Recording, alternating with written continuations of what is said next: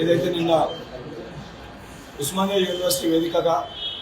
neat పరీక్షను రద్దు చేసి నీట్ పరీక్షను మళ్ళీ పెట్టాలని చెప్పని డిమాండ్స్ తోటి ఏదైతే ఏఎస్ఎఫ్కి లక్ష్మణ్, ఎస్ఎఫ్ఐకి Rajinikanth, PDS Ramakrishna, VJS Arun, AIYF Dharmendra, DYFI Ramesh, TYL Pradeep, YJS Saleem, NSU Abhijit, youth Congress Rohit ఏదైతే ఉన్న విద్యార్థి సంఘాలు, యువజన సంఘాలతోటి తెలంగాణ రాష్ట్ర వ్యాప్తంగా ఏదైతే ప్రారంభించిన ఈ యొక్క పోరాటానికి కిషన్ రెడ్డి గారి అపాయింట్మెంట్ కోరగా కిషన్ రెడ్డి గారు స్పందించకపోవడంతో వారి ఇంటి దగ్గర నిరసన తెలియజేసి ఏదైతే తెలంగాణ రాష్ట్రంలో ఎగ్జామ్ రాసిన 60,000 మంది పైగా విద్యార్థులకి,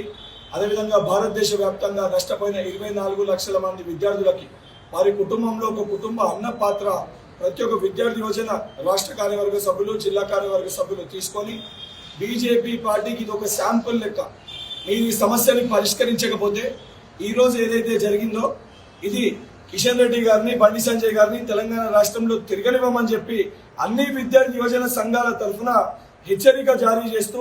నరేంద్ర మోడీ గారు ఇప్పటికన్నా స్పందించి తక్షణమే ఈ సమస్యని పరిష్కరించి ఏదైతే ఎన్టీఏని రద్దు చేసి మొత్తం ఇష్యూ పైన సుప్రీంకోర్టు సిట్టింగ్ జడ్జితో విచారణ జరిపించి